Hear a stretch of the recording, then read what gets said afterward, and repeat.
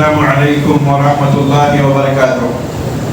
الحمدللہ نحمده ونستعینه ونستغفره ونعوذ باللہ من شرور انفسنا ومن سیئات اعمالنا، من يهده الله فلا مضل له ومن يضلل فلا هادي له، واشهد ان لا اله الا الله وحده لا شريك له، واشهد ان محمدا عبده ورسوله ارسله بالحق بشيرا ونذيرا، اما بعد فان خير الحديث كتاب الله وخير الهدي هدي محمد صلى الله عليه واله وسلم، وشر الامور محدثاتها وكل محدثة بدعة وكل بدعة ضلالة وكل ضلالة في النار۔ فاعوذ بالله من الشيطان الرجيم، بسم الله الرحمن الرحيم۔ يا أيها الذين آمنوا اتقوا الله حق تقاته ولا تموتن إلا وأنتم مسلمون۔ يا أيها الناس اتقوا ربكم الذي خلقكم من نفس واحدة وخلق منها زوجها وبث منهما رجالا كثيرا ونساء، واتقوا الله الذي تساءلون به والأرحام إن الله كان عليكم رقيبا۔ يا أيها الذين آمنوا اتقوا الله وقولوا قولا سديدا يصلح لكم أعمالكم ويغفر لكم ذنوبكم، ومن يطع الله ورسوله فقد فاز فوزا عظيما۔ وقال الله تبارك وتعالى: ألهاكم التكاثر حتى زرتم المقابر، كلا سوف تعلمون ثم كلا سوف تعلمون، كلا لو تعلمون علم اليقين لترون الجحيم ثم لترونها عين اليقين ثم لتسألن يومئذ عن النعيم۔ محترم حاضرین جمعہ، نوجوان دوستوں، بزرگوں، امت کے نونہال بچوں، پردہ نشین ماؤں اور بہنوں، تمام قسم کی تعریف، بڑائی، عظمت و کبریائی اس اللہ وحدہ لا شریک کے لیے ہے جو ہم سب کا خالق اور مالک ہے، رازق ہے، مربی ہے اور مدبر ہے۔ بعدہ صلاۃ والسلام کا نزول ہو تمام انبیاء پر، خصوصاً اس ذات مقدسہ مطہرہ مبارکہ پر جن کا نام اسم گرام محمد رسول اللہ صلی اللہ علیہ وآلہ وسلم ہے۔ میرے محترم بھائیوں، ابھی میں نے خطبہ مسنونہ کے بعد آپ کے سامنے سورہ تکاثر کی تلاوت فرمائی ہے، اور ہمارا انشاءاللہ تبارک و تعالی آج کا جو موضوع ہوگا اسی سورت کے متعلق ہوگا کہ سورۃ التکاثر کی روشنی میں اہم ربانی جو اللہ تبارک و تعالیٰ کے جو نظامات یہاں پر بتائے گئے ہیں، باتیں بتائے گئے ہیں، تو ان کو آپ کے سامنے رکھیں گے۔ اللہ سے ہم دعا کرتے ہیں کہ اللہ تبارک و تعالیٰ ہم تمام کو ان باتوں کو غور سے سننے، سمجھنے اور اس پر عمل کرنے کی توفیق عطا فرمائے۔ میرے محترم بھائیوں، اللہ تبارک و تعالیٰ اس سورت کی ابتدا میں ہم تمام کو تنبیہ کرتے ہوئے فرماتا ہے کہ الہاکم التکاثر حتی زرتم المقابر، اے انسانوں، زیادتی کی لالچ نے، زیادتی کی چاہت نے، زیادتی کی تڑپ نے تمہیں غافل کر رکھا ہے۔ حتی زرتم المقابر، آگے اللہ تبارک و تعالیٰ فرماتا ہے یہاں تک کہ تم قبرستان جا پہنچے۔ کلا سوف تعلمون ثم کلا سوف تعلمون، ہرگز نہیں تم عنقریب اس کے انجام کو جان لوگے، ہرگز نہیں تم اس کے انجام کو جان لوگے۔ میرے عزیز ساتھیوں، ان آیات میں اللہ تبارک و تعالیٰ نے غافل انسانوں کو آگاہ کیا ہے، غافل انسانوں کو آگاہ کیا ہے کہ وہ انسان جو دنیا کے پیچھے پڑ کر، دنیا کے مال و متاع کے پیچھے پڑ کر، دنیا کی حرص و ہوس کے پیچھے پڑ کر کے اللہ سے غافل ہو جاتے ہیں، خبر کے آنے والے مراحل سے غافل رہتے ہیں، برزخی زندگی سے غفلت میں مبتلا ہیں، آخرت کے دن سے غافل ہیں، حساب و کتاب، جزا و سزا سے غافل ہیں، جنت و جہنم کے پروانے سے اور جنت و جہنم کے انجام سے غافل ہیں۔ اللہ رب العالمین ان غافل انسانوں کو آگاہ کرتے ہوئے، متنبہ کرتے ہوئے، ڈراتے ہوئے، تنبیہ کرتے ہوئے فرما رہا ہے کہ الہاکم التکاثر، اے لوگوں، تمہیں دنیا کی چاہت نے، دنیا کی لالچ نے، دنیا کی تڑپ نے، دنیا کی حرص و ہوس نے تمہیں غافل کر رکھا ہے۔ حتی زرتم المقابر، آخر تم کب سدھرو گے، کب جانو گے، کب ہوش میں آؤ گے؟ حتی زرتم المقابر، اس وقت ہوش میں آؤ گے جبکہ تم خبروں میں پہنچ جاؤ گے، موت کا فرشتہ تمہارے سرانے آ کر کے کھڑا ہوگا۔ حتی زرتم المقابر کلا سوف تعلمون ثم کلا سوف تعلمون، اللہ نے یہاں پر ڈبل بتایا ہے، ڈبل تنبیہ کرتے ہوئے فرمایا عنقریب یہ یہ جو غفلت تم برت رہے ہو دنیا کی حرص و ہوس اور لالچ کے پیچھے پڑ کر کے اللہ سے, دین سے اور کتاب اللہ سے تم غافل ہو, اللہ فرماتا ہے ان قریب تم اس کے انجام کو جان لو گے, ان قریب تم اس کے انجام کو جان لو گے. ثم کلا سوف تعلمون, پھر اللہ تبارک و تعالیٰ کہہ رہا ہے کہ پھر ان قریب تم اس کے انجام کو جان لو گے. اگر میرا عزیز ساتھی یہ جو تکاثر ہے نا یہ ایک ایسی بیماری ہے, تکاثر کی بیماری ایک ایسی بیماری ہے, ایک ایسا مرض ہے, اتنا بھیانک مرض ہے کہ یہ مرض میرے اندر بھی ہے, یہ بیماری میرے اندر بھی ہے, آپ کے اندر بھی ہے. یوں کہیے کہ محتاج سے محتاج انسانوں کی اکثریت اس میں ڈوبی ہوئی ہے, اکثریت اس میں ڈوبی ہوئی ہے. اور یہ مرض, جس مرض کو اللہ تبارک و تعالیٰ نے اس مرض کا نام اللہ تبارک و تعالیٰ نے قرآن مجید میں تکاثر کا نام دیا ہے. تکاثر میرے عزیز ساتھیو, تکاثر کیا ہے؟ تکاثر کیا ہے کہ ہر چیز زیادہ سے زیادہ چاہیے, ہر چیز زیادہ سے زیادہ چاہیے. مال و دولت ہے لیکن اور زیادہ چاہیے, پیسہ ہے لیکن اور زیادہ چاہیے, پراپرٹیز ہیں, گاڑیاں ہیں, بنگلے ہیں, جائیداد ہیں, گھریں ہیں, پلاٹیں ہیں, لیکن اور زیادہ چاہیے, اور زیادہ اور زیادہ اور زیادہ چاہیے. اسے شریعت اسلامیہ کی زبان میں تکاثر کہا جاتا ہے. اللہ تبارک و تعالیٰ کہتا ہے میں نے تمہیں مال دیا, دولت دی, صحت دیا, تندرستی دیا, لیکن تمہارا نعرہ ہے کہ حل من مزید, حل من مزید, اور چاہیے اور چاہیے اور چاہیے. یہ اور چاہیے کی لالچ تمہیں ختم ہوتی نہیں ہے.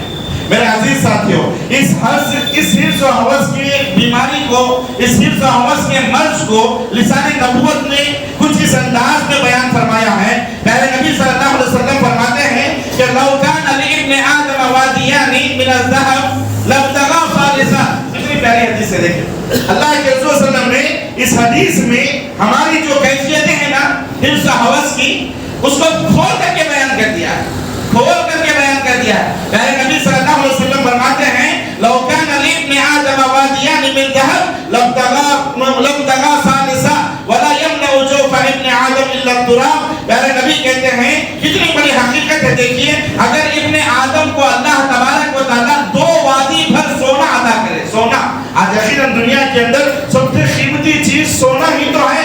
یہاں اللہ کے نبی فرماتے ہیں لو کان لابن آدم وادیان من ذهب, اگر ابن آدم کو 2 وادی بھر سونا عطا کرے. وادی کسے کہتے ہیں؟ وادی کسے کہتے ہیں میرے عزیز ساتھی؟ حضرت عائشہ صدیقہ رضی اللہ تعالیٰ عنہ وادی کی تفسیر کرتے ہوئے فرماتی ہیں کہ ایک وادی کسے, ایک وادی کتنی ہوتی ہے پتہ ہے؟ یہ ایک پہاڑ ہے, یہ ایک پہاڑ, 2 بڑے بڑے پہاڑ ہیں اور اس میں بیچ کا حصہ, یہ 2 پہاڑ اور یہ سارے بیچ کا حصہ, اسے ایک وادی کہا جاتا ہے, اسے ایک وادی کہا جاتا ہے. یہاں میرے نبی فرماتے ہیں ایسے 2 وادیاں سونا اللہ تبارک و تعالیٰ ابن آدم کو عطا کرے, آدم کے کسی بیٹے کو دے تو وہ بس بول کر کے نہیں بولے گا. لیکن 2 وادی سونا ہے, 2 پہاڑ سونا ہے, ساری کی ساری وادی بھر سونا میرے پاس ہے, بس بھائی مرے جب تک کافی ہے, اتنا کافی ہو جائے گا, میں آرام سے سکون کی زندگی گزاروں. نہیں, انسان نہیں کہ اللہ کے نبی کہتے ہیں انسان کو بس نہیں ہوگا. لابتغى ثالثا, بھائی یہ 2 تو ہے رکھو, لیکن مجھے اب تیسری کی تلاش کرنا ہے. 2 کو سائڈ میں رکھے گا, تیسری کی تلاش میں نکلے گا. یہاں تک کہ اللہ کے نبی نے فرمایا وَلَا يَمْلَأُ جَوْفَ ابْنِ آدَمَ إِلَّا التُّرَابُ. یہ آدم کی جو حرص و ہوس کی بھوک ہے نا, یہ لالچ کی بھوک ہے نا کہ اور چاہیے اور چاہیے اور چاہیے, اللہ کے نبی فرماتے ہیں اسے خبر کی مٹی نہیں بھر سکتی ہے, خبر کی مٹی نہیں بھر سکتی. جب تک اس کے منہ میں مٹی نہیں پڑے گی, خبر میں نہیں جائے گا, اس وقت تک یہ لالچ چلتے ہی رہے گی, چلتے رہے گی. اسی لیے اللہ تبارک و تعالیٰ قرآن مجید کے اندر ہماری اس کیفیت کو بیان کرتے ہوئے فرمایا وَإِنَّهُ لِحُبِّ الْخَيْرِ لَشَدِيدٌ. آیت سب کیا نہیں, وَإِنَّهُ لِحُبِّ الْخَيْرِ لَشَدِيدٌ. یقیناً تم دنیا سے اور دنیا کے مال و متاع سے بڑی شدید محبت کرتے ہو. پھر ایک جگہ اللہ نے فرمایا, پھر ایک جگہ اللہ تبارک و تعالیٰ نے فرمایا وَتُحِبُّونَ الْمَالَ, کیا ہے جی آگے کیا ہے ماشاءاللہ, وَتُحِبُّونَ الْمَالَ حُبًّا جَمًّا.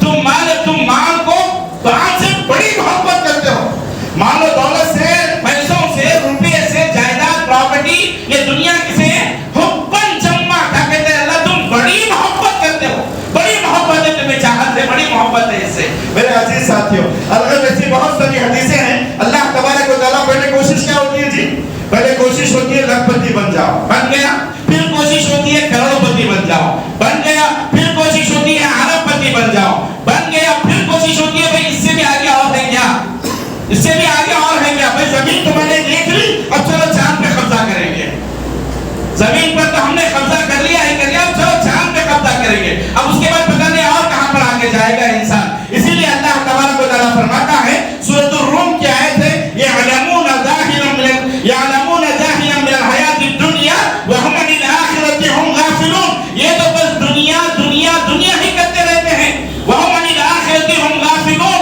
اللہ تعالیٰ فرماتا ہے ان کی ساری قابلیتیں، ساری صلاحیتیں اور ساری قد و دور، ساری دور دور کس کے لیے ہے؟ من الحیات الدنیا، بس دنیا دنیا دنیا کے لیے ہے، جتنی بھی محنتیں کرتے ہیں بس دنیا کے لیے کر رہے ہیں، وهم عن الآخرۃ هم غافلون، اور یہ آخرت سے غافل ہیں۔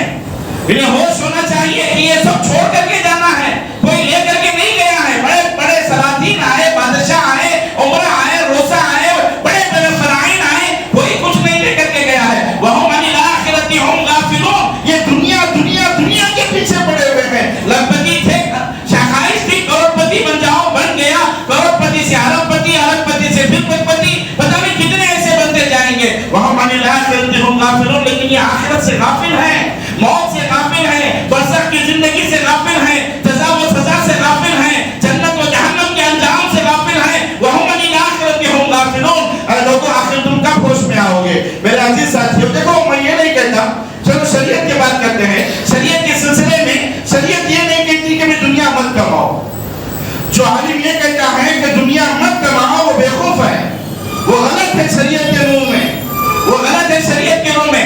شریعت یہ نہیں، کبھی شریعت کبھی آپ کو یہ نہیں کہیے کہ دنیا مت کماؤ یا پھر دنیا کے پیچھے مت پڑو، جبکہ اللہ تعالیٰ نے قرآن مجید میں کہتا ہے، اللہ تعالیٰ خود قرآن مجید میں فرماتا ہے کہ تمہارا اللہ تبارک و تعالیٰ نے ہر انسان کے لیے ایک حصہ رکھا ہے، حصہ رکھا ہے، اس حصے کو تم حاصل کرو، کوشش کرو۔ شریعت یہ نہیں کہتی کہ دنیا مت کماؤ، ہاں شریعت یہ کہتی ہے کہ دنیا کو کماؤ، دنیا کے پیچھے پڑ کر کے تم آخرت کو مت بھلاؤ۔ شریعت کیا کہتی ہے؟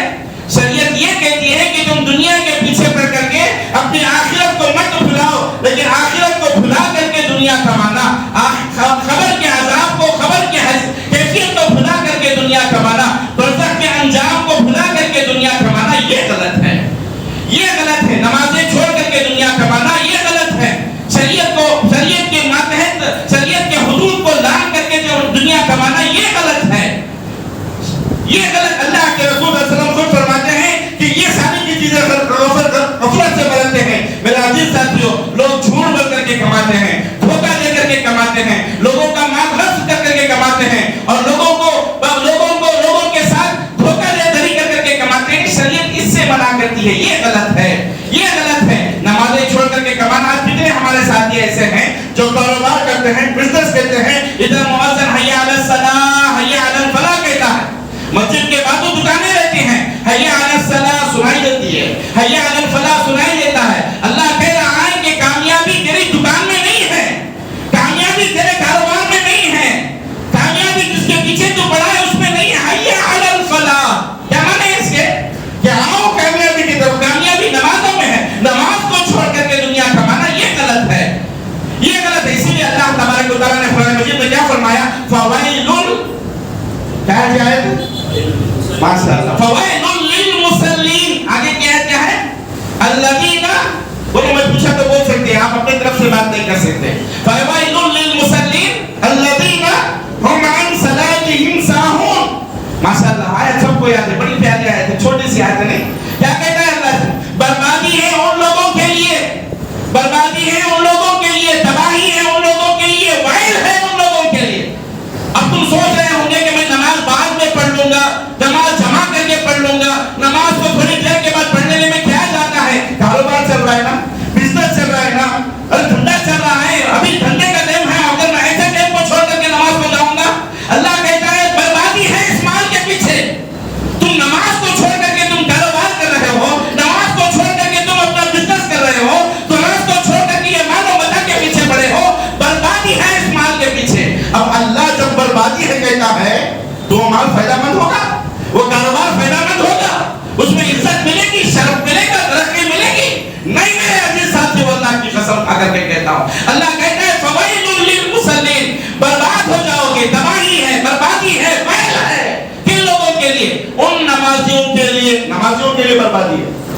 نمازیوں کے لیے بربادی ہے، نماز نہیں پڑھنے والوں کے لیے نہیں، نماز پڑھنے والوں کے لیے بربادی ہے۔ اللہ اکبر، سوچیں نماز تو پڑھ رہا ہے لیکن اللہ کیا کہتا ہے؟ بربادی ہے ایسے نمازیوں کے لیے جو نماز تو پڑھتے ہیں لیکن نماز میں سستی برتتے ہیں، کاہلی برتتے ہیں، غفلت برتتے ہیں۔ نماز تو پڑھتے ہیں لیکن وقت پر نہیں پڑھتے، وقت کو ڈال کر کے پڑھتے ہیں، دو نمازوں کو ملا کر کے پڑھتے ہیں، یا پھر چلو سفر کی میں ہے آپ الگ بات ہے، لیکن کاروبار کے سلسلے میں دنیا کی لالچ کے پیچھے پڑ کر کے اللہ کہتا ہے نماز تو پڑھتے ہیں لیکن نماز کے پیچھے غفلت برتتے ہیں، غفلت برتتے ہیں۔ اللہ تبارک و تعالیٰ ایسے لوگوں کے لیے بربادی کا پیغام سنایا ہے۔ میرے عزیز ساتھیوں، اللہ تبارک و تعالیٰ نے اس کے بعد تنبیہ کرتے ہوئے فرمایا کلا سوف تعلمون ثم کلا سوف تعلمون۔ آگے اللہ کہتا ہے یہ جو مال کی کثرت ہے، یہ جو لالچ ہے، یہ حرص ہے، اس کا انجام تم عنقریب دیکھ لو گے۔ ایک مرتبہ نہیں، اللہ نے دھمکی کے طور پر دو مرتبہ یہاں پر کہا، اللہ نے دھمکی کے طور پر دو مرتبہ کہا کلا سوف تعلمون ثم کلا سوف تعلمون، پھر تم عنقریب اس کے انجام کو دیکھ لو گے۔ میرے عزیز ساتھیوں، میں یہاں پر ایک بات بتانا چاہوں گا، دھمکی ہے، کیا ہے؟ دھمکی ہے، چیتاونی ہے۔ مگر آپ سے ایک بات کہنا چاہتا ہوں، اگر ہمیں کوئی آدمی دھمکی کے طور پر کہے بھائی تجھے دیکھ لوں گا، آئے گا وقت تجھے بتاؤں گا میں کیا کر سکتا ہوں۔ ہوتا ہے نا کبھی معاملے میں، کاروبار میں، بزنس میں، یا پھر بات چیت میں ہو جاتا ہے، کیا کہتا ہے بھائی میں تجھے دیکھ لوں گا، آگے بتاتا ہوں کہ میں کیا ہوں کیسا ہوں، مجھے کیا کر سکتا ہوں دیکھ لو، جبکہ اس کے پاس کچھ کرنے کی طاقت نہیں ہوتی، کچھ ہمت، اتنی کیپیسٹی نہیں ہوتی، ہمت نہیں ہے کہ وہ تمہارا بات بھی بگاڑ سکے۔ لیکن جیسے ہی اس نے دھمکی دیا نا، دل میں ایک طرح کی ٹکٹکی لگ جاتی ہے، ڈر سب کو محسوس ہونے لگتا ہے کہ پتہ نہیں اب کیا کرے گا۔ ارے ایک ایسا انسان جو تمہارے سامنے، جس کی کوئی اوقات نہیں ہے، جس کی کوئی اہمیت نہیں ہے، تمہارے سامنے ٹھہرنے کی طاقت نہیں رکھتا، وہ تمہارا کیا بگاڑ سکتا ہے؟ لیکن پھر بھی کیا رہتا ہے؟ ٹکٹکی لگی ہے، پتہ نہیں کب کیا ہوگا، پتہ نہیں کیا کرے گا، کیسا ہوگا، کتنی طرح کا ڈر سب محسوس ہونے لگا۔ لیکن یہاں دھمکی دینے والا کون ہے؟ اللہ کہتا ہے کلا سوف تعلمون ثم کلا سوف تعلمون۔ کون دھمکی دے رہا؟ مالک الملک دھمکی دے رہا ہے، اللہ عز و جل دھمکی دے رہا، عنقریب اس کے انجام کو جان لو گے۔ اب بتاؤ جی کیا اللہ کیا نہیں کر سکتا ہے؟ اللہ کیا نہیں کر سکتا؟ ایک معمولی سا ادنا سا انسان اگر ہمیں آ کر کے دھمکی دے اور کہے کہ میں تمہیں بتاتا ہوں، دل میں ڈر سا محسوس ہوتا ہے، خوف لگی رہتی ہے، میں کیا کرے گا پتہ نہیں ہے، یہ مال، یہ جائیداد، یہ پراپرٹی، یہ پیسہ ایک لخت یوں ختم ہو جائے گا۔ لیکن یہاں دھمکی دینے والا اللہ ہے، مالک الملک ہے، اللہ عز و جل ہے، اور یہ دھمکی دے کر کے کہتا ہے دنیا کے لالچ کے پیچھے پڑے ہو، اے حرص و ہوس کے پجاریوں سنو، کلا سوف تعلمون، عنقریب تم اس کے انجام کو جان لو گے، ثم کلا سوف تعلمون، ہرگز نہیں عنقریب تم اس کے انجام کو جان لو گے۔ میرے عزیز ساتھیوں، پھر آگے اللہ فرماتا ہے کلا لو تعلمون علم الیقین۔ پوری سورت کی تفسیر کرنے کی کوشش کرتے ہیں انشاءاللہ مختصر طور پر۔ کلا لو تعلمون علم الیقین، آگے اللہ کہہ رہا ہے ہرگز نہیں، اس کا انجام اچھا ہونے والا نہیں ہے، کاش کہ تم اس کا علم، کاش کہ تم اس کا علم حاصل کر لیتے۔ کیسے حاصل کر لیتے؟ علم یقین، یعنی یقین علم حاصل کر لو اس چیز کا جو انجام ہونے والا ہے، یہ چیز جو اتنی خطرناک ہے، اس کی ہولناکی کو بیان کرتے ہوئے اللہ کہہ رہا ہے کہ وہ انجام تم عنقریب لترون الجحیم تم دیکھ لو گے۔ کلا، اللہ فرماتا ہے لو تعلمون علم الیقین، تم علم یقین کے ساتھ حاصل کر لو گے۔ پھر آگے اللہ کہتا ہے لترون الجحیم۔ یہاں میرے عزیز ساتھیوں، عربی زبان جو جانتے ہیں انہیں پتا ہے کہ اللہ رب العزت نے دو تاکیدیں ذکر کی ہے۔ ایک ہے لترون الجحیم، لا جو ہے یہاں پر یہ تاکیدی ہے، عنقریب تم جان لو گے، یقیناً تم جان لو گے، یہ تاکیدی لفظ ہے۔ پھر اس کے بعد آخر میں نون مشدد اسے کہتے ہیں، نون مشدد اسے کہتے ہیں، اور نون ثقیلہ بھی اسے کہتے ہیں، نون ثقیلہ بھی کہتے ہیں۔ اس کے معنی کیا ہے کہ عنقریب تم ضرور بھی ضرور جان لو گے۔ اب دیکھو اللہ نے کتنی بڑی دھمکی دی ہے، تاکید کے ساتھ دھمکی دی ہے، اور ایک نہیں، دو نہیں، تین تاکیدیں، اور تین مرتبہ اللہ تبارک و تعالیٰ نے گویا قسم کھا کر کے کہہ رہا ہے کہ عنقریب ضرور تم اس کے انجام کو جان لو گے۔ میرے عزیز ساتھیوں، پھر آگے اللہ تبارک و تعالیٰ فرماتا ہے لَتَرَوُنَّ الْجَحِيمَ، لَتَرَوُنَّ الْجَحِيمَ، ان قریب تم اپنے آنکھوں سے جہنم کو دیکھو گے۔ لَتَرَوُنَّ الْجَحِيمَ، ان قریب تم اپنی آنکھوں سے جہنم کو دیکھو گے۔ اور بھائیو یاد رکھو، جہنم کی آگ جو ہے نا، اس پر سے کافر کو بھی گزرنا ہے، اس پر سے منافق کو بھی گزرنا ہے، اس پر سے مومن کو بھی گزرنا ہے، اس پر سے اولیاء کو بھی گزرنا ہے، نبیوں کو بھی گزرنا ہے۔ جہنم کی آگ پر سے ہر آدمی کو گزرنا ہے، اور ہر آدمی اپنے آنکھوں سے جہنم کی ہولناکی کو اور جہنم کے دہکتے ہوئے انگاروں کو دیکھے گا۔ دیکھے گا میرے عزیز ساتھیو، یہاں تک کہ اللہ تبارک و تعالیٰ سورہ مریم کے آیت نمبر 71 میں فرماتا ہے وَإِن مِّنكُمْ إِلَّا وَارِدُهَا كَانَ عَلَى رَبِّكَ حَتْمًا مَّقْضِيًّا۔ کیا کہتا ہے؟ وَإِن مِّنكُمْ إِلَّا وَارِدُهَا، تم میں سے ایک آدمی کو جہنم پر سے گزرنا ہوگا۔ یہ اللہ کا حکم ہے، میں بھی گزرنا ہوگا، آپ کو بھی گزرنا ہوگا، ہر ایک کو جہنم پر۔ وَإِن مِّنكُمْ إِلَّا وَارِدُهَا، اللہ نے نفی کر، اللہ تبارک و تعالیٰ نے یہاں پر انفرادی لفظ آتے ہوئے کہا وَإِن مِّنكُمْ إِلَّا وَارِدُهَا، تم میں سے ایک آدمی کو، ہر آدمی کو جہنم میں سے گزرنا ہے۔ وَكَانَ عَلَى رَبِّكَ حَتْمًا مَّقْضِيًّا، اور آگے کہہ رہا ہے اللہ کہ یہ تمہارے رب کے جانب سے حتمی فیصلہ ہے، فیصلہ ہو چکا ہے، ختم، اب اس کو بدلا نہیں جا سکتا، اب اس کو بدلا نہیں جا سکتا، یہ فیصلہ ہو چکا ہے اللہ کے جانب سے۔ اب اللہ تبارک و تعالیٰ کہ جج کوئی چیز کا فیصلہ سنا کر کے پین کی نب توڑ دیتا ہے تو وہ فیصلہ ختم، اب اسے بدلا نہیں جا سکتا، یہ اللہ کا حکم ہے، اللہ نے لوح محفوظ میں لکھ کر کے ختم کر دیا۔ کَانَ عَلَى رَبِّكَ حَتْمًا مَّقْضِيًّا، یہ رب کا تمہارے جانب سے حتمی فیصلہ ہے کہ تم میں سے ہر آدمی کو جہنم پر سے گزارنا ہوگا۔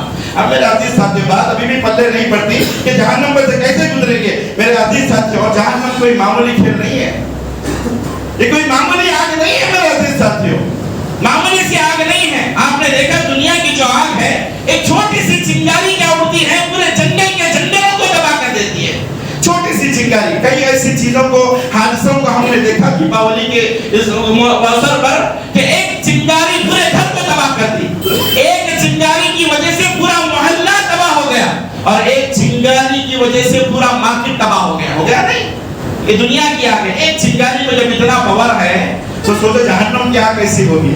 یعنی نبی صلی اللہ علیہ وسلم فرماتے ہیں نارکم ھذہ الذی یوقد ابن آدم جزء من 70 جزءا من حر جہنم۔ اللہ اکبر، عزیز ساتھیوں، اللہ سے ڈرو، جہنم کی آگ سے ڈرو۔ پہلے نبی فرماتے ہیں نارکم ھذہ الذی یوقد ابن آدم جزء من 70 جزءا من حر جہنم، یہ آگ، اس آگ کو ابن آدم جلاتا ہے، پوری دنیا کے اندر جتنی بھی آگ ہے نا، پوری دنیا میں جتنی بھی آگ ہے، اللہ کے رسول صلی اللہ علیہ وسلم فرماتے ہیں یہ دنیا کے اندر جلائی جانے والی آگ، یہ جہنم کی حرارت کے 70واں حصہ ہے۔ کتنا حصہ؟ کتنا حصہ ہے جی؟ 70واں حصہ ہے، یعنی 70 حصوں میں سے ایک حصہ یہ جہنم کی، یہ دنیا کی آگ ہے جس کو ہم جلاتے ہو، جس کی ایک چنگاری پورے محلہ، پورا گلی، پورا سماج، میرے گھر کو تباہ کرتی ہے۔ اب سوچو 70 حصے والی جہنم اور اس کا پاور اور اس کی آگ کی کیفیت کیسی ہوگی، جب اس پہ ڈالا جائے گا تو کیا حالت ہوگی میرے عزیز ساتھیوں، ابھی روکتے کھڑے ہوتے ہیں۔ اللہ کے نبی فرماتے ہیں یہ ابن آدم جو دنیا کی آگ جلاتا ہے، یہ جہنم کی آگ کا یہ 70واں حصہ ہے، 70واں حصہ ہے، اور 79% حصہ کیسا ہوگا سوچو میرے عزیز ساتھیوں۔ اللہ سے ڈرو میرے عزیز ساتھیوں۔ میرے عزیز رسول اکرم صلی اللہ علیہ وسلم نے ارشاد فرمایا قیامت کے دن ایک کافر کو لایا جائے گا، ایک کافر کو لایا جائے گا جو دنیا کے اندر بڑے عیش و آرام میں تھا۔ وہ تیرا جی میں نے کبھی بس کا سفر نہیں کیا، جب سے پیدا ہوا ہوں موت تک بھی میری، میں صرف پلینوں میں پھرا ہوں، کاروں میں پھرا ہوں، ایسا عیش و آرام کی زندگی گزارنے والا، محلوں میں زندگی گزارنے والا، کبھی اس نے اپنی زندگی میں تکلیف نام کی کوئی چیز نہیں دیکھی، کبھی تکلیف کیا ہوتی ہے کبھی نہیں دیکھا، عیش و آرام کی زندگی گزارنے والا آدمی، ایسے کافر کو لایا جائے گا، ایسے کافر کو لایا جائے گا۔ اللہ حکم دے گا فرشتوں کو اس کو جہنم میں بس ایک غوطہ لگا کر کے نکالو، ہوتا ہے نا اسے ڈبا کر کے نکالو، بول کر کے ٹپکی مار کر کے نکالو، اللہ فرشتے سے کہتا ہے بس اس کو جہنم میں ایک ایسا غوطہ لگاؤ اور نکالو۔ اس آدمی کو، اس کافر کو جہنم میں ایسا غوطہ لگایا جائے گا، ایسے نکالیں گے، ڈبائیں گے، نکالیں گے، جہنم میں ڈالا نہیں گیا، چھوڑا نہیں گیا، بس ایسے ڈبایا نکالا ہے، غوطہ لگا کر کے نکالا ہے بس۔ اللہ اس بندے سے پوچھے گا، اے میرے بندے، دنیا میں تم تو بڑے عیش و آرام میں تھا، تکلیف کیا ہوتی ہے، مصیبت کیا ہوتی ہے، رنج و غم کیا ہوتا ہے، پریشانی کیا ہوتی ہے، تجھے کبھی دیکھا نہیں تو نے؟ اب جہنم میں ایک غوطہ ہی دبا کر کے نکالا نہیں۔ اللہ پوچھتا ہے کیسے لگ رہا ہے؟ کہا کہ اللہ، کبھی کوئی اللہ، وہ بندہ اللہ تبارک و تعالیٰ سے کہتا ہے، جب اللہ اسے پوچھتا ہے کہ اب تمہیں کیسے لگ رہا ہے، تو وہ بندہ اللہ کے جواب میں فرماتا ہے، حل مر بک نعیم الخط، ذرا بتاؤ تو صحیح، کیا تم نے کبھی کوئی خوشحالی دیکھی؟ تو کہے گا کہ اللہ، میں نے جب سے پیدا ہوا ہوں اس وقت سے لے کر کے آج تک خوشی کیا ہوتی ہے پتہ نہیں ہے، سارے خوشیاں بھول گیا، سارے غم، سارے کی ساری خوشیاں، سارے عیش و آرام، ساری لذتیں، ساری دنیا کی بھول گیا، بس ایک غوطہ دنیا میں لگانے، جہنم میں لگانے کی وجہ سے۔ سوچو جب ایک غوطہ جہنم کا دنیا کی ساری عیش و آرامی کو بھلا دے گا، جب اللہ ہمیشہ کے لیے جہنم میں ڈالے گا، اس کو کیا انجام ہوگا؟ میرے عزیز ساتھیوں، اسی لیے اللہ کے رسول صلی اللہ علیہ وسلم نے فرمایا، لَتَرَوُنَّ الْجَحِيمَ ثُمَّ لَتُسْأَلُنَّ يَوْمَئِذٍ عَنِ النَّعِيمِ ثُمَّ لَتُسْأَلُنَّ يَوْمَئِذٍ عَنِ النَّعِيمِ۔ اس آیت میں اللہ تبارک و تعالیٰ، آخری آیت ہے اس آیت کی، میں مختصر طور پر تفسیر کر رہا ہوں کیونکہ وقت ختم ہو رہا ہے اور 5 منٹ غالباً باقی ہیں، انشاءاللہ ہم چند اس کی تفسیر کر لیتے ہیں۔ اللہ تعالیٰ فرماتا ہے، لَتَرَوُنَّ الْجَحِيمَ ثُمَّ لَتَرَوُنَّهَا عَيْنَ الْيَقِينِ، پھر تم جہنم کو عین الیقین، یقینی طور پر دیکھ لو۔ تو میرے عزیز ساتھیوں، یہاں پر بتانا چاہوں گا، اہل علم یہاں پر موجود ہیں، یہ جو یقین ہوتا ہے نا، یہ 3 طرح کا ہوتا ہے۔ یقین جو ہوتا ہے یہ 3 طرح کا ہوتا ہے، اہل علم فرماتے ہیں۔ پہلا یقین ہوتا ہے، ایک ہوتا ہے عین الیقین، دوسرا ہوتا ہے حق الیقین، اور تیسرا ہوتا ہے، پہلا ہوتا ہے عین الیقین اور دوسرا ہوتا ہے حق الیقین۔ ابھی میں اس کی تفسیر بتاتا ہوں۔ اللہ عین الیقین کسے کہتے ہیں؟ عین الیقین یعنی ایسا یقین جسے تم نے اپنے آنکھوں سے دیکھ کر کے یقین کیا ہو۔ کسی نے کہا ہے آپ یہ ہے چیز ہے تو آپ نے اسے سنا کر کے یقین کیا ہو، یا پھر آنکھوں سے دیکھ کر کے اسے یقین کیا ہو۔ دوسرا ہوتا ہے حق الیقین، ایسا آدمی کہ جس پر اللہ تبارک و تعالیٰ نے پریکٹیکل طور پر اس کو کر کر کے دکھلانے کا حکم دیا ہے، یقین کرنے کا حکم دیا ہے پریکٹیکلی طور پر۔ مثال کے طور پر ہم نے کتابوں میں پڑھا ہے کہ جنت ہے، جہنم ہے، یہ پڑھا ہے، پڑھ کر کے ہم نے دیکھا ہے، پڑھا ہے، سنا ہے، علماء کی زبانی اس کو بیان کیا گیا ہے۔ اسے کہتے ہیں علم الیقین، اسے کہتے ہیں علم الیقین، جہنت ہے، جہنم ہے، اسے کہتے ہیں علم الیقین۔ ایک دوسرا ہوتا ہے عین الیقین، جب اللہ ہم مریں گے، مر کر کے اللہ تبارک و تعالیٰ کے پاس جائیں گے، اللہ جنت و جہنم کا پروانہ سنائے گا، عین الیقین ہم اپنے آنکھوں سے دیکھ کر کے یقین کریں گے۔ ایک علم الیقین، دوسرا عین الیقین، اور تیسرا ہوتا ہے حق الیقین۔ پریکٹیکلی طور پر جب اللہ جنت میں ڈال دے گا نا، جب پورے طریقے سے یقین ہو جائے گا کہ ہاں بھائی الحمدللہ جنت ہے، اسی لیے اللہ نے ہمیں جنت میں ڈالا۔ تو یہاں اللہ تبارک و تعالیٰ فرماتا ہے لَتَرَوُنَّهَا عَيْنَ الْيَقِينِ، ان قریب تم اپنے آنکھوں سے جہنم کو دیکھو گے۔ علم الیقین تو ہو چکا ہے، علماء نے بیان کیا ہے، کتابوں میں ہم نے پڑھا ہے جہنم کے تعلق سے۔ پھر اس کے بعد عین الیقین، اللہ تعالیٰ کہتا ہے اپنے آنکھوں سے بھی تم جہنم کو دیکھو گے۔ پھر آخر میں ہوگا حق الیقین، جب اللہ جہنم میں داخل کر لے گا، پریکٹیکلی طور پر ہم جہنم میں چلیں گے، تب جا کر کے ہمیں پتا چلے گا کہ جہنم کیا ہے۔ میرے عزیز ساتھیوں، اسی لیے اللہ تبارک و تعالیٰ نے فرمایا ثم لتسألن یومئذ عن النعیم، کل قیامت کے دن اللہ تبارک و تعالیٰ دی ہوئی نعمتوں کے تعلق سے سوال کرے گا۔ اللہ اکبر، یہاں میں بھی آ گیا، آپ بھی آ گئے۔ اس آیت میں ہم سب آ گئے، کوئی بچنے والا نہیں ہے، کوئی بچنے والا نہیں۔ اللہ تعالیٰ کہتا ہے ثم لتسألن یومئذ عن النعیم، پھر اس کے بعد تم میں سے ایک آدمی سے اللہ تبارک و تعالیٰ اللہ کی دی ہوئی ایک نعمت کے بارے میں سوال کرے گا۔ ایک نعمت کے بارے میں اللہ تبارک و تعالیٰ تم سے پوچھے گا کہ تم نے ان نعمتوں کا کہاں تک حق ادا کیا۔ اور میرے عزیز ساتھیوں، اللہ تعالیٰ قرآن مجید کی دوسری جگہ پر فرماتا ہے وَآتَاكُم مِّن كُلِّ مَا سَأَلْتُمُوهُ، اللہ کیا کہتے ہیں وَآتَاكُم مِّن كُلِّ مَا سَأَلْتُمُوهُ وَإِن تَعُدُّوا نِعْمَتَ اللہ لا تحصوها. اللہ کی شان ہے. اللہ تبارک و تعالیٰ وہ مالک الملک ہے. جب ہم اللہ سے کوئی چیز مانگتے ہیں تو اللہ کہتا ہے وَآتَاكُم مِّن كُلِّ مَا سَأَلْتُمُوهُ. تم نے جو مانگا, جب مانگا, ہم نے ہر وہ چیز تمہیں عطا فرمائی. بتاؤ جب اپنے دل پر ہاتھ رکھ کر کے, کیا تمہاری مانگی ہوئی چیزیں اللہ نے تمہیں عطا نہیں کیا؟ ہم کیا تھے, ہمارا مقام کیا تھا, ہم اس جگہ پر بیٹھنے کی بھی طاقت نہیں رکھتے تھے. اللہ تبارک و تعالیٰ نے ہماری مانگی ہوئی ہر چیز ہمیں عطا کیا, ہر چیز عطا کیا. ہم نے سکون مانگا, اللہ نے دیا. ہم نے اولاد مانگی, اللہ نے بر وقت اللہ نے اولاد عطا فرمایا. ہم نے صحت مانگا, اللہ نے دیا. ہم نے ترقی مانگی, اللہ نے دیا. ہم نے گھر مانگا, گاڑی مانگی, جو بھی مانگا اللہ تبارک و تعالیٰ نے دیا. اللہ کہتا ہے, اللہ تعالیٰ فرماتا ہے وَآتَاكُم مِّن كُلِّ مَا سَأَلْتُمُوهُ. بندو تم نے جو جب مانگا ہے میں نے تمہیں عطا کیا. پھر آگے اللہ کہتا ہے وَإِن تَعُدُّوا نِعْمَةَ اللَّهِ لَا تُحْصُوهَا. اللہ نے تمہیں اتنا دیا, اتنا دیا, اتنا دیا, اتنی نعمتیں عطا کیا کہ تم اگر ان نعمتوں کو شمار کرنا چاہو, گننا چاہو, تو تم ان نعمتوں کو نہیں گن سکتے, ان نعمتوں کو نہیں گن سکتے. اللہ نے اتنی نعمتوں سے تم کو نوازا ہے میرے عزیز ساتھیوں. اسی لیے اللہ کے رسول صلی اللہ علیہ وسلم فرماتے ہیں کہ یہ جو نعمتیں دی گئی ہیں یہ فالتو میں نہیں دی گئی ہیں. یہ نعمتیں جو اللہ نے تمہیں عطا کیا ہے.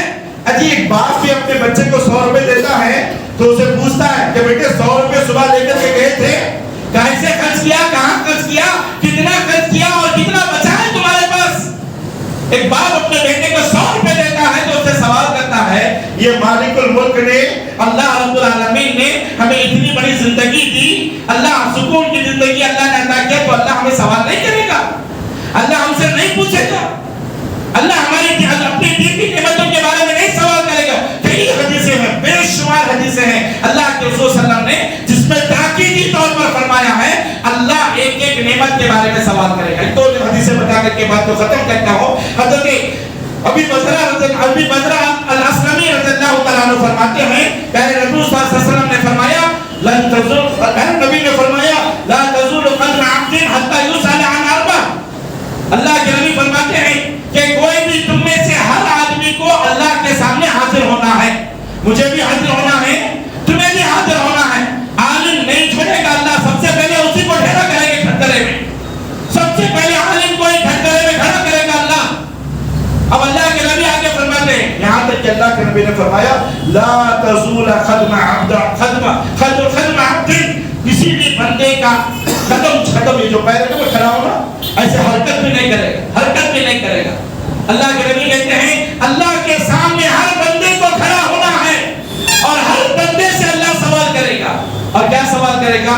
اللہ کے نبی فرماتے ہیں ان عمرہ فیما افنا.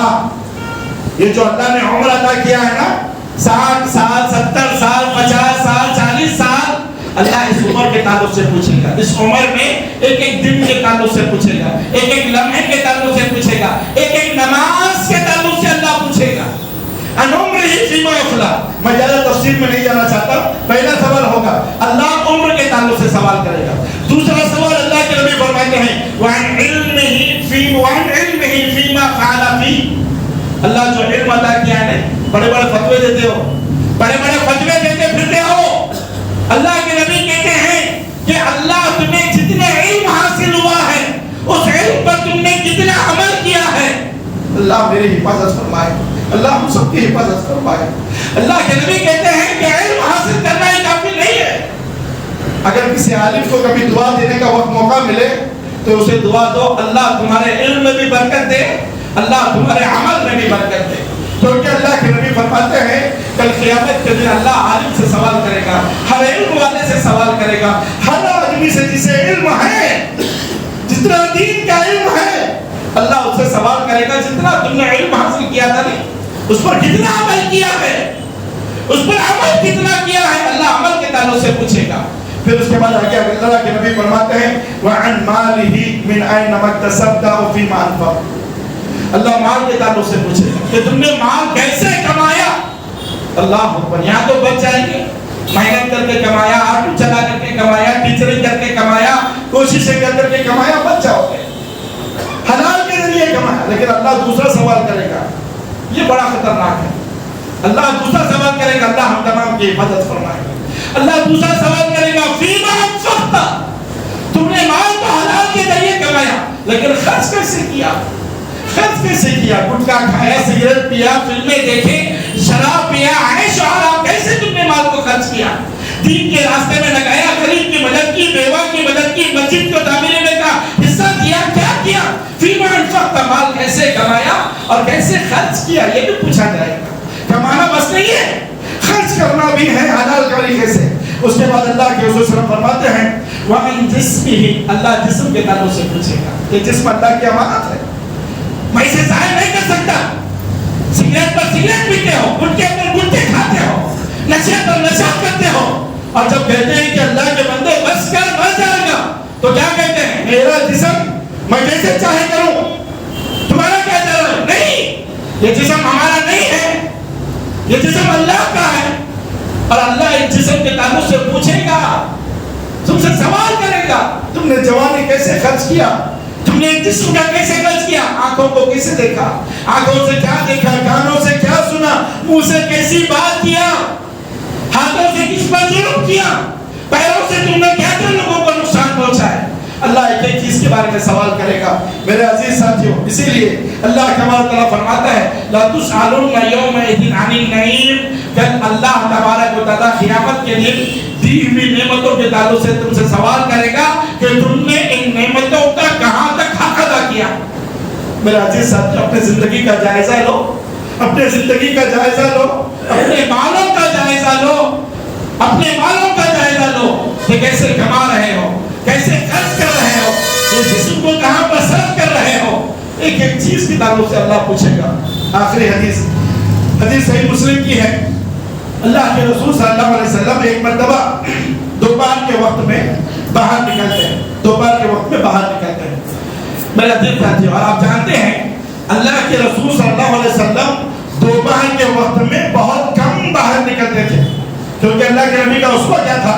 ظہر کے بعد کھانا کھا لیتے، کھانا کھا کر کے اللہ کے رسول صلی اللہ علیہ وسلم خیر اللہ کرتے ہیں، آرام کرتے ہیں، اللہ کے نبی کا اسوہ تھا۔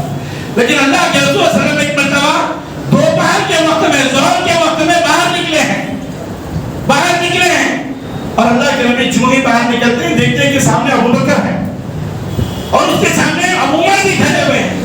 اللہ کے رسول صلی اللہ علیہ وسلم ابو بکر کو دیکھتے ہیں، قریب جاتے ہیں، قریب جا کر کے بلاتے ہیں اور پوچھتے ہیں کہ ابو بکر کیا بات ہے تم اس وقت میں باہر نکلے ہو؟ کیونکہ صحابہ کا معمول نہیں تھا باہر نکلنا، ظہر کے بعد کھانا کھانے کے بعد اللہ کے نبی باہر نہیں نکلتے، صحابہ باہر نہیں نکلتے۔ اللہ کے رسول صلی اللہ علیہ وسلم نے دیکھا اللہ کے نبی دوپہر میں باہر نکلے ہیں، اتنے میں دیکھا ابو بکر بھی نکلے ہوئے ہیں، اتنے میں دیکھا عمر بھی نکلے ہوئے ہیں۔ اللہ کے رسول صلی اللہ علیہ وسلم نے ابو بکر اور عمر کو اپنے قریب بلایا، بلا کر کے آپ صلی اللہ علیہ وسلم نے ان سے سوال کیا اے ابو بکر، اے عمر، تم باہر کیوں آئے ہو؟ یہ وقت جو ہے باہر آنے کا نہیں، کیوں آئے ہو؟ ابو بکر اور عمر کہتے ہیں کہ اللہ کے رسول صلی اللہ علیہ وسلم ہمیں بھوک جو ہے نا، بھوک نے ہمیں باہر نکالا، بھوک نے ہمیں باہر نکالا ہے۔ ابو بکر اور عمر اللہ کے نبی سے سوال کرتے ہیں کہ اللہ کے نبی آپ باہر کیوں نکلے؟ ہمیں تو بھوک نے باہر نکالا ہے لیکن آپ باہر کیوں نکلے ہیں؟ اللہ کے نبی فرماتے ہیں تمہیں جس چیز نے باہر نکالا ہے وہی چیز مجھے بھی باہر نکالی، یعنی بھوک کی وجہ سے میں بھی باہر نکلا۔ اللہ اکبر، میرا عزیز ساتھیو، سوچو نبی کا گھر ہے، ابو بکر اور عمر ہم ان کی دھول کو بھی نہیں پہنچ سکتے، اور ان کے گھروں کا عالم ایسا ہے گھر میں کھانے کو کھانا نہیں ہے۔ اللہ کے نبی کا گھر میں کھانے کو کھانا نہیں ہے، عمر کا گھر میں کھانے کے لیے دانا نہیں ہے، ابو بکر کا گھر میں کھانے کے لیے دانا نہیں ہے، اور ہمیں اللہ تبارک و تعالیٰ سکون کی زندگی دیا، 3 وقت کا پیٹ بھر کے کھلا رہا ہے، پھر بھی ہم ناشکرے ہیں میرے عزیز ساتھیو، پھر بھی ہم ناشکرے ہیں، پھر بھی ہم ناشکرے ہیں۔ اللہ کے نبی ابو بکر اور عمر کو بھوکا دے کر کے کہتے ہیں کہ اچھی بات ہے، چلو تینوں بھوکے ہیں، دیکھتے ہیں کہاں پر اللہ رزق عطا کرتا ہے۔ باہر نکلتے دیکھتے اتنے میں دیکھا ایک انصاری صحابی کا گھر دکھائی دیا اللہ کے نبی۔ اللہ کے نبی اس انصاری صحابی کے دروازے پر دستک دیے، دروازہ کھٹکھٹائے، بخاری شریف کی روایت ہے، دروازہ کھٹکھٹائے، اندر وہ صحابی نہیں تھے، بھوک لگی ہے، شدت کی بھوک لگی ہے، پریشان ہے تینوں بھی۔ صحابی کا دروازہ کھٹکھٹاتے ہیں، اندر سے ماں آواز دیتی ہے، عورت آواز دیتی ہے، کون ہے؟ اللہ کے نبی کہتے ہیں کہ میں محمد رسول اللہ صلی اللہ علیہ وسلم اپنے 2 ساتھیوں کے ساتھ آیا ہوں۔ اپنے دو ساتھیوں کے ساتھ آیا ہوں. عورت نے آئے دیکھا نہ بائیں دیکھا. کیوں؟ اللہ کے نبی میرے گھر پر آئے, ابو بکر اور عمر میرے گھر پر آئے, دنیا کا سب سے عظیم انسان میرے گھر پر دستک دیا ہے. عورت فوراً دروازہ کھولتی ہے, اللہ کے نبی کو بٹھاتی ہے, ابو بکر اور عمر کو بٹھاتے ہیں. اللہ کے نبی پوچھتے ہیں کہ وہ صحابی کہاں ہے, تمہارے شوہر کہاں ہے؟ کہتے ہیں کہ یا رسول اللہ میرے شوہر پانی لانے کے لیے گئے ہیں, آپ بیٹھیے تھوڑی دیر, وہ ابھی تھوڑی دیر میں آتے ہی ہوں گے, تھوڑی دیر میں آتے ہی ہوں گے. اللہ کے نبی بیٹھتے ہیں, اللہ کے نبی بیٹھتے ہیں, ابو بکر اور عمر میں بیٹھتے ہیں, بڑی زوروں کی بھوک لگی ہوئی ہے, پریشان ہیں. اللہ کے رسول صلی اللہ علیہ وسلم پریشان ہیں. اتنے میں وہ صحابی واپس آ جاتے ہیں, فوراً آ جاتے ہیں, دیکھتے ہیں اللہ کے نبی میرے گھر پر ہے, ابو بکر اور عمر میرے گھر پر ہے. دنیا کا سب سے عزیز انسان آج میرے گھر پر مہمان بن کر کے آیا ہے. خوشی سے بھولے نہیں سماتے, خوشی سے بھولے نہیں سماتے. اللہ کے نبی صحابی سے کہتے ہیں کہ تمہارے گھر پر کھانے کے لیے کچھ ہے؟ سوچو, اللہ کے نبی, اگر اللہ کے نبی حکم دے تو اللہ پوری زمین کو باغیچہ بنا دے, اللہ پوری زمین کو باغیچہ بنا دے. لیکن اللہ کے نبی اس صحابی سے کہتے ہیں کھانے کے لیے کچھ ہے. صحابی رسول تڑپ اٹھتے ہیں. اللہ کے نبی سے کہتے ہیں کہ اللہ کے نبی تشریف فرمائیے, پیچھے عمر کا باغیچہ رہتا ہے گھر کے پیچھے. فوراً باغیچے میں جاتے ہیں, تازہ کھجوریں نکال کر کے لاتے ہیں, اللہ کے نبی کے سامنے رکھتے ہیں. میٹھا پانی پینے کا اللہ کے نبی کے سامنے رکھتے ہیں. اللہ کے نبی سے کہتے ہیں کہ اللہ کے نبی نوش فرمائیے, میں ابھی آتا ہوں. اللہ کے نبی کھجور اپنے منہ میں رکھتے ہیں, کھاتے ہیں, الحمدللہ کہتے ہیں. اس کے بعد ابو بکر اور عمر کھاتے ہیں. اتنے میں صحابی کو دیکھتے ہیں کہ وہ چھری لے کر کے باہر نکل رہے ہیں. اللہ کے نبی کو پتا چل گیا کہ ابھی اپنی بکری کے لیے ذبح کر کے ہمارے لیے کھانے کا انتظام کر رہے ہیں. اللہ کے نبی کہتے ہیں دودھ والی بکری کو ذبح مت کرو, دودھ والی جو بچے دینے والی دودھ والی ہے اس کو ذبح مت کرو. کہتے ہیں جی رسول اللہ. فوراً صحابی جاتے ہیں, بکری کو ذبح کرتے ہیں. بڑا لمبا واقعہ ہے, وقت نہیں ہے. بکری کو ذبح کرتے ہیں, بیوی سے کہتے ہیں کہ جلد از جلد کھانا ریڈی کرو. اللہ کے نبی بھوکے ہیں, ان کے اہلیہ بھی جلد از جلد کھانا ریڈی کر دیتے ہیں. کھانا تیار ہو جاتا ہے, سالن تیار ہو جاتا ہے. اللہ کے نبی کے سامنے لا کر کے پیش کرتے ہیں. اللہ کے نبی کھانا کھاتے ہیں, ابو بکر کھانا کھاتے ہیں, عمر کھانا کھاتے ہیں. تینوں کے تینوں پیٹ بھر کر کے کھاتے ہیں, پیٹ بھر کر کے سیراب ہو جاتے ہیں. اس کے بعد اللہ کے رسول صلی اللہ علیہ وسلم کی آنکھوں سے آنسو جاری ہوتے ہیں. اللہ کے نبی کے آنکھوں سے آنسو جاری ہوتے ہیں. اللہ کے نبی ابو بکر اور عمر سے کہتے ہیں کہ اللہ کا شکر ہے کہ آج ہم نے تازہ کھجوریں کھائی ہیں, میٹھا پانی پیا ہے اور تازہ گوشت کھایا. میرے عزیز ساتھیوں, سوچو کہ وہ اللہ کے نبی اور صحابہ جنہیں کبھی کبھار گوشت نصیب ہوتا تھا, کبھی کبھار گوشت نصیب ہوتا تھا, اللہ کے نبی گوشت کھا کر کے, تازہ گوشت کھا کر کے کہتے ہیں لا تسألن والذی نفس محمد بیدی, قسم ہے اس ذات کی جس کے ہاتھ میں محمد رسول اللہ کی جان ہے. اللہ کے نبی اس گوشت کا ٹکڑا ہاتھ میں لے کر کے کہتے ہیں اللہ کل قیامت کے دن اس نعمت کے تعلق سے ہم سے سوال کرے گا. کبھی کبھار گوشت نصیب ہوتا ہے, اور پھر اللہ کے نبی اس گوشت کے ٹکڑے کو ہاتھ میں لے کر کے کہتے ہیں قسم اس ذات کی جس کے ہاتھ میں محمد رسول اللہ صلی اللہ علیہ وسلم کی جان ہے, اللہ اس نعمت کے بارے میں ہم سے سوال کرے گا. جی ہمارا لقمہ تو بغیر گوشت کے حلق سے اترتا ہی نہیں, ہمارا لقمہ بغیر گوشت کے حلق سے اترتا نہیں. ہر دن ایسا کوئی دن نہیں ہے جس دن ہمارے گھر میں گوشت نہ پکتا ہو. روز نہیں تو ایک دن چھوڑ کر ایک دن پکتا ہی ہے. اگر آج جمعہ کے دن گھر میں بیوی بریانی نہ پکائے, بغیر کھانا یا کہانی نہ پکائے, تو پھر گھر میں ہنگامہ ہو جاتا ہے, گھر میں ہنگامہ ہو جاتا ہے.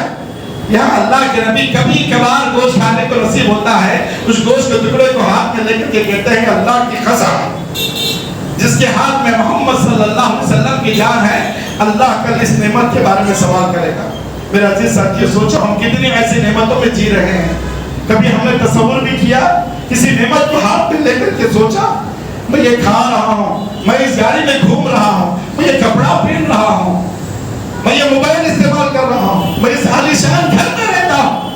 اللہ میرے کو اس نعمت کے بارے میں سوال کرے گا, میں کیا جواب دوں گا, میں کیا جواب دوں گا. کبھی سوچا آپ نے؟ سوچو میرے عزیز ساتھی. اور باتیں بہت ہیں, میں اللہ سے دعا کرتا ہوں کہ اللہ تبارک و تعالیٰ ہم تمام کو اللہ کی دی ہوئی نعمتوں کا شکر ادا کرنے کی توفیق عطا فرمائے. اللہ اس مجلس میں عمر میں جو لوگ پریشان حالت ان کے پریشانیوں کو دور فرما. جو لوگ تنگدست ہیں اللہ تو ان کی تنگدستی کو دور فرما.